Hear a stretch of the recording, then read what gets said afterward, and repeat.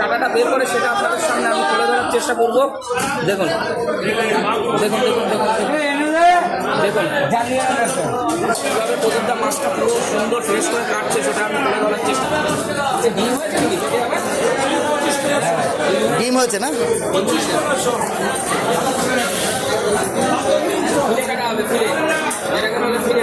এই মাছে ফিলে করা হয় নাকি বইটা? বাহ বাহ, কীভাবে ফিলেটা বার করে পুরো জ্যান্ত জ্যান্ত জ্যান্ত মাছ, তাজা মাছ। ও তুমি একেবারে ডিরেক্ট হচ্ছে চামড়াটা তুলে দিচ্ছ তাই তো? ওর মতো হবে না, ভেটকির মতো। দেখে সুন্দর লাগবে। এইসব মাছ কাটার একটা আলাদা ইয়ে থাকার দরকার আছে, প্রদীপদার সেটা আছে সারা বনগার মধ্যে। উনি হচ্ছে এই ফিলে কাটাটা একদম স্পেশাল। কাটো কাটো কাটো কাটো, ওইদিকে যাবো নাকি?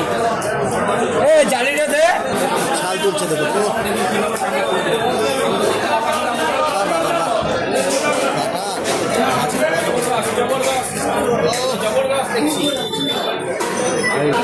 এবার এই সাইডটা কাটুন।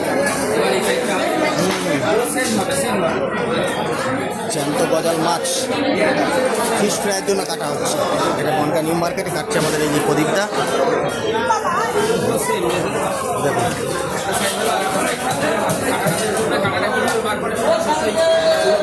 দেখুন আপনাদের সামনে খুব সুন্দরভাবে কাটছে দেখুন। বিশাল বড় সাইজের গজাল মাছ, কিন্তু আমি জীবনে প্রথমবার দেখছি যে গজাল মাছ কাটা হয় পাতুরির জন্য বা গজাল মাছ ফিশ ফ্রাই করা হয়। ফিশ ফ্রাইয়ের জন্য নাকি? ডিম হয়েছে পুরো হলুদ। হ্যাঁ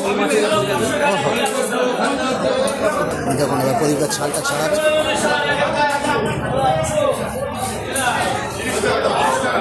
দেখুন ছালটা কীভাবে মাছ তুলে দিচ্ছে প্রদীপটা। মাছের কোয়ালিটিটাও দেখুন। জানি না, অ্যাকচুয়ালি এই মাছ খাই না আমরা, তো আমি জীবনে প্রথমবার দেখলাম।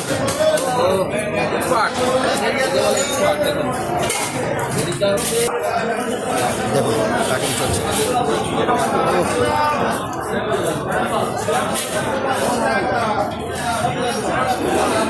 পাতলা করে ছড়িয়ে নিচ্ছে।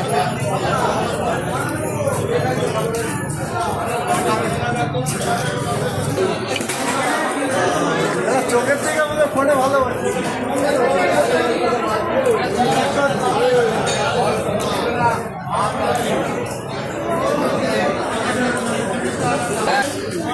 দেখুন অবশেষে কাটা হয়ে গেছে, এটা পিস করে রেখেছে। মাছ একটা হয়ে গেল। হ্যাঁ হ্যাঁ হ্যাঁ, না সচরাচর গজাল মাছের দেখা যায় না গো এরকম।